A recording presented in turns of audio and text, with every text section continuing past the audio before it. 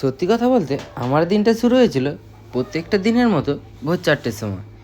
তখন সবাই ঘুমোচ্ছে আর আমি ঘুম থেকে উঠে পুরো রেডি, কারণ আমাকে যেতে হবে মাল করার জন্য। সত্যি কথা বলতে এই ঠান্ডায় কেঁপে কেঁপে আমি যখন মার্কেটের মধ্যে আসি তখন এখানে এই ঠাকুমার কাছেই সবসময় চা খাই। যাই হোক, মাল করা হয়ে গেলে সোজা গাড়ি ছেড়ে দিই। এই ঠান্ডায় ঠিক এমনভাবে জ্যাকেট, হেলমেট সব কিছু আঁটে নিয়ে আসি।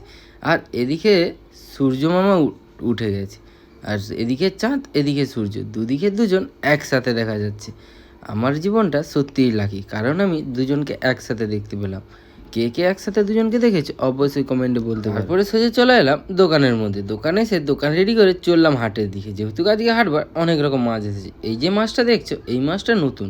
কেউ যদি নাম জেনে থাকো অবশ্যই কমেন্টে জানাবে। আজকে হাটবার হওয়াতে অনেক রকম ফুলের গাছ এসেছে, আর আমিও চলে এসেছি ফুল গাছ কেনার জন্য। আর এই যে দেখছো এখানে এতগুলো গাছ রয়েছে, এই গাছগুলোর মধ্যে আমি আজকে 2টো গাছ কিনলাম।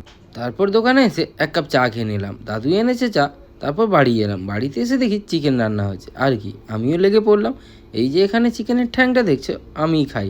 আর আজকে যে ফুল গাছগুলো কিনেছিলাম সেই হচ্ছে এইটা আর এইটা, এই 2টো গাছ আজকে কিনেছি। আর বাদবাকি যে গাছগুলো দেখলো ওগুলো আগে কিনেছি। শীতকাল সেহেতু বাইরেই আজকে খাওয়া হচ্ছে। এই যে দেখছো আমাকে নুন দিচ্ছে, এটা আমার ভাগ্নি।